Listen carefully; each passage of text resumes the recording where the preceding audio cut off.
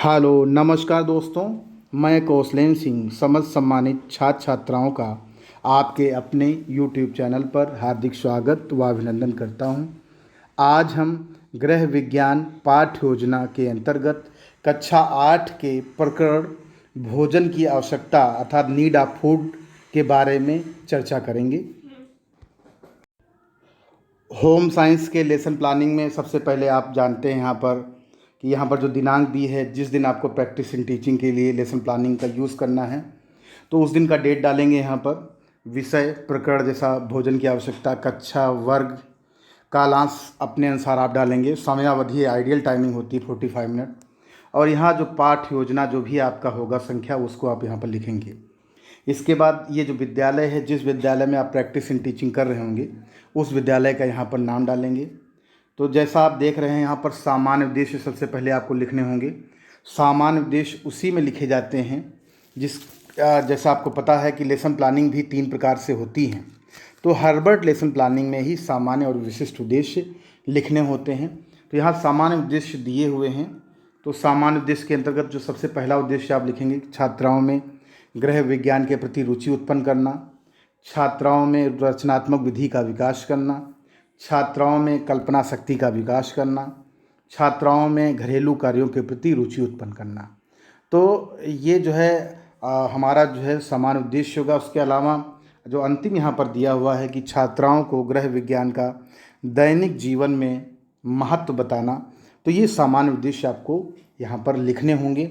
और अमूमन सभी जितने भी होम साइंस के लेसन प्लान होंगे, सब में सामान्य जो उद्देश्य होंगे एक जैसे ही होते, एक दो को खाली आप बदल सकते हैं, चेंज कर सकते हैं। अब हम बात करते हैं विशिष्ट उद्देश्य की। तो विशिष्ट उद्देश्य के अंतर्गत आप जो सबसे पहला उद्देश्य या स्पेसिफिक ऑब्जेक्टिव्स भी इसे बोलते हैं या बिहेवियरल ऑब्जेक्टिव्स भी बोलते हैं, तो सबसे पहला ज्ञानात्मक उद्देश्य है अर्थात नॉलेज ऑब्जेक्टिव्स। इसके अंतर्गत 2 पॉइंट हैं कि दैनिक जीवन में ग्रहण करने वाले भोजन को महत्व बताना। दूसरा है कि छात्राओं को स्वास्थ्य तथा आहार संबंधित सामान्य जानकारी देना। तो ये हमारा जो पहला विशिष्ट उद्देश्य हो जाएगा। इसके बाद हमारा जो दूसरा है बोधात्मक उद्देश्य। तो बोधात्मक उद्देश्य के अंतर्गत छात्राएं जो है भोजन की आवश्यकता के बारे में बता सकेंगी, या नॉलेज, इसको अंडरस्टैंडिंग ऑब्जेक्टिव्स भी बोलते हैं, कि छात्राएं भोजन के लिए आवश्यक पोषक तत्वों को बता सकेंगी। इसके बाद होता है प्रयोगात्मक उद्देश्य। प्रयोगात्मक उद्देश्य के अंतर्गत भी 2 उद्देश्य लिखे गए हैं कि छात्राएं भोजन से संबंधित हुए प्रयोगों का अध्ययन कर सकेंगी, भोजन की आवश्यकता का जो है निरात्मक जो है वर्णन कर सकेंगी। तो इस प्रकार से आप जो है प्रयोगात्मक उद्देश्य को भी आप लिख सकते हैं। इसके अलावा जो है विश्लेषणात्मक उद्देश्य जो हमारा होगा वह है कि छात्राएं पोषक तत्वों का विस्तृत विवेचना दे सकेंगी। दूसरा है कि बच्चे भोजन की आवश्यकता का विश्लेषणात्मक वर्णन कर सकेंगी। इसके बाद जो है हमारा संश्लेषणात्मक उद्देश्य है। तो संश्लेषणात्मक उद्देश्य के अंतर्गत कि छात्राएं भोजन की आवश्यकता का संश्लेषणात्मक अध्ययन कर सकेंगी। इस प्रकार से जो हमारे सामान्य और विशिष्ट उद्देश्य जो लेसन प्लान पर लिखना होता है वो आपने लिख लिया है।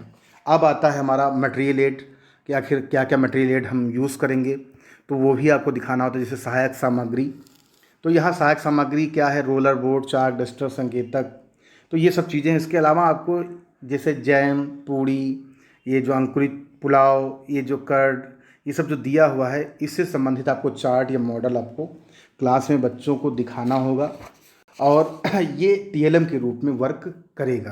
तो ये आपको ले जाना होगा। ये छोटे छोटे चीज़ें आपको अपने टीएलएम के रूप में यहाँ पर लगानी भी होंगी। इसके बाद प्रीवियस नॉलेज होता है कि छात्राएं पोषक तत्वों के बारे में सामान्य जानकारी रखती हैं, जो प्रीवियस नॉलेज है ये। इसके बाद इंट्रोडक्टरी क्वेश्चन या प्रस्तावना प्रश्न, और पता है आप सबको कि प्रस्तावना प्रश्न मेन है। जितना अच्छे से प्रस्तावना प्रश्न बने होंगे उतना ही अच्छा कार्य, शिक्षण कार्य हम कर पाएंगे, प्रभावी शिक्षण कार्य कर पाएंगे। तो यहाँ पर पहला जो प्रस्तावना प्रश्न के अंतर्गत जो प्रश्न पूछा गया है इंट्रोडक्टरी क्वेश्चन के अंतर्गत, पहला है कि बच्चों जब भूख लगती है तो आप क्या करते हो। तो बच्चा यहाँ पर आंसर देगा, अर्थात स्टूडेंट एक्टिविटी जो होगी, भोजन करते हैं। भोजन में आप क्या खाते हो, फल, दूध, मिठाई, सब्जी, रोटी, अनाज आदि। फल सब्जी रोटी अनाज आदि शरीर को क्या प्रदान करते हैं? तो बच्चों का जो आंसर आएगा ऊर्जा शक्ति प्रदान करते हैं। तो इसके बाद होता है कि भोजन की आवश्यकता क्यों पड़ती है? ये समस्यात्मक प्रश्न है, इसे प्रॉब्लमेटिक क्वेश्चन बोलते हैं। बच्चा आंसर दे भी सकता है, नहीं भी दे सकता है। नहीं भी देता तो हम क्या कहेंगे, इसमें स्टेटमेंट ऑफ द एम लेंगे। उसमें कहेंगे कि छात्रों या बच्चों, आज हम भोजन की आवश्यकता पर विस्तार पूर्वक अध्ययन करेंगे, और ये जो टॉपिक है इसको ब्लैक बोर्ड पर हम लिख देंगे और हम उसके बाद प्रेजेंटेशन अपना प्रारंभ कर देंगे। तो जैसा आप यहाँ पर देख रहे हैं, ये प्रेजेंटेशन है। तो प्रेजेंटेशन के अंतर्गत हम यहाँ पर टीचिंग पॉइंट लिखेंगे। टीचिंग पॉइंट 1 2 3 जितने भी टीचिंग पॉइंट हमें लगता है 45 मिनट में हम पढ़ा लेंगे, उतने हम टीचिंग पॉइंट्स को यहाँ पर लिख देते हैं और फिर एक करके टीचिंग पॉइंट्स को उठाते हैं। जैसा आपको अब हम दिखा रहे हैं, पहला टीचिंग पॉइंट हमने यहाँ पर उठाया और यहाँ पर आप देख रहे हैं कि भोजन की आवश्यकता, ये टीचिंग पॉइंट है। ये प्यूपिल टीचर एक्टिविटी है, ये स्टूडेंट एक्टिविटी है। इसको लिखने की ज़रूरत नहीं है, श्याम पटकारे लिखने की ज़रूरत नहीं। यहाँ निष्कर्ष लिख सकते हैं। हर कॉलेज में अलग अलग तरीके से लेसन प्लानिंग होती है, लेकिन ये एक आपको एक जैसे कहते हैं कि कहीं ना कहीं बेस मिल जाएगा। इसके आधार पर आप लेसन प्लान तैयार कर लेंगे। तो यहाँ पर जो ये प्रश्न पूछे गए हैं 1 2 स्पष्टीकरण से पहले 1 2, ये विकासात्मक प्रश्न बोले जाते हैं, डेवलपिंग क्वेश्चन बोले जाते हैं। तो यहाँ पूछा गया पहला, भोजन क्या है? तो यहाँ बच्चा आंसर देगा, जो हमारे शरीर द्वारा ग्रहण किया जाता है वो भोजन होता है। दूसरा है, शरीर रूपी मशीन को जो है कहीं ना कहीं चलाने के लिए भोजन की क्यों आवश्यकता होती है? तो बच्चा आंसर नहीं दे पाता है, तो हम जो है स्पष्टीकरण यहाँ दे रहे हैं। जैसे आप देख रहे हैं कि स्पष्टीकरण में ये दिया हुआ है आपके सामने कि शरीर रूपी मशीन को चलाने के लिए जिस ईंधन की आवश्यकता होती है उसे भोजन कहते हैं।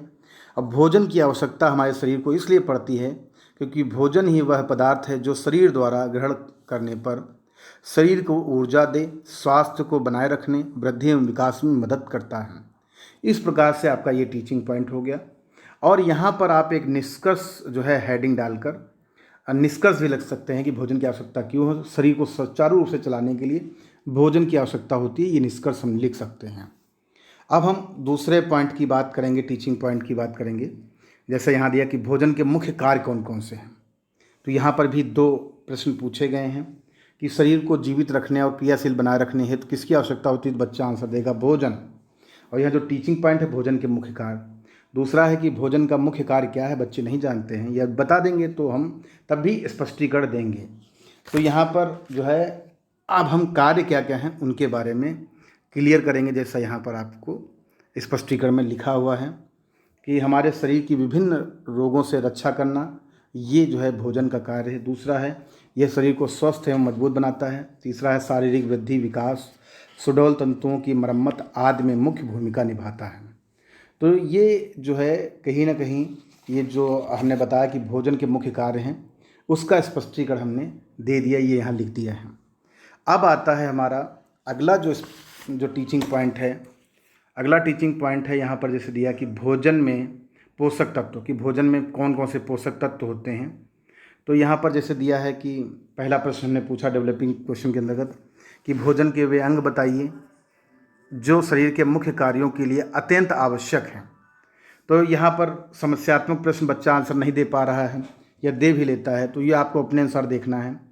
तो उसके बाद स्पष्टीकरण देंगे कि पोषक तत्व भोजन के महत्वपूर्ण अंग हैं, जैसे कार्बोहाइड्रेट है, प्रोटीन है, खनिज, लवण, पानी, विटामिन, शर्करा, वसा, लौह तत्व आदि, जो शरीर की बहुआयामी स्थितियों और उसके सुचारू रूप से जो है कार्य करते रहने से संबद्ध होते हैं।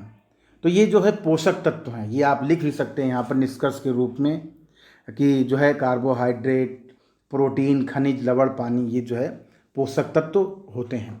तो इस प्रकार से तीनों टीचिंग पॉइंट को आपने फिनिश कर लिया और कहीं ना कहीं किसी प्रकार से बच्चों से पूछा भी और बच्चों को बता भी दिया। और ये लेसन प्लानिंग आप करें, किस प्रकार से बच्चों को पढ़ाएंगे 45 मिनट, उसकी ये प्लानिंग है। इसे ही लेसन प्लानिंग बोला था, पाठ योजना बोला जाता है। अब हम बात करेंगे श्याम पटकार्य की।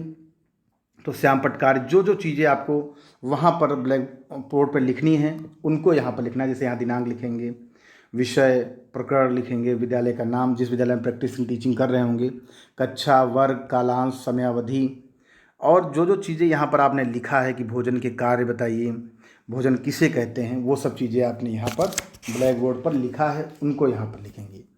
और उसी प्रकार से ही निर्देश, राइटिंग एंड सुपरविजन वर्क, जैसा यहाँ दिया हुआ है कि हर बार की तरीके से कि छात्राएँ श्यामपट्ट कार्य एवं मूल्यांकन कार्य अपनी उत्तर पुस्तिका में हल कर रही होंगी, तब छात्राध्यापिका कक्षा में घूम घूम कर निरीक्षण करेंगे तथा आवश्यकता अनुसार छात्राओं की सहायता भी करेंगी। तो ये राइटिंग एंड सुपरविजन वर्क हो गया। और इसके बाद अगर हम बात करें कि पुनरावृत्ति प्रश्न भी पूछते हैं, हम अपने आप को असेस करने के लिए, अपनी टीचिंग को असेस करने के लिए पुनरावृत्ति रिकैपिचुलेटरी क्वेश्चन पूछते हैं, जिसमें पहला जो कि भोजन के विभिन्न अंगों का वर्णन कीजिए, जो हमने 45 मिनट पढ़ाया है उसी को ही पूछते हैं। भोजन के मुख्य कार्यों का वर्णन कीजिए। इसके बाद जो अगला जो प्रश्न है पुनरावृत्ति के अंतर्गत, वह है कि भोजन में उपस्थित जो पोषक तत्व कौन कौन से हैं, यदि एक मनुष्य को कुछ दिनों तक भोजन ना मिले तो क्या होगा, ये क्या है, ये आपके पुनरावृत्ति प्रश्न हैं। अब हम बात करेंगे जो गृह कार्य है, गृह कार्य को भी यहाँ पर हम बच्चों से पूछेंगे। तो जैसे यहाँ देख रहे हैं कि ये अगले दिन करके लाने के लिए बोलेंगे कि भोजन की आवश्यकता पर निबंधात्मक वर्णन कीजिए, मुख्य भोज्य तत्वों को बताइए जो भोजन के लिए संतुलित आहार को परिभाषित करते हैं, या हमारे भोजन के तत्व कौन कौन से हैं। तो इस प्रकार से आपने देखा कहीं ना कहीं जो आपके जो लेसन प्लानिंग है खासकर होम साइंस की, वो मैंने आपको बता दी।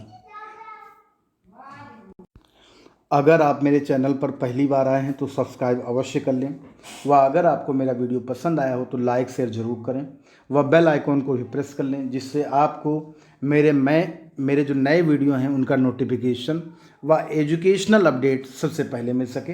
धन्यवाद, नमस्कार दोस्तों।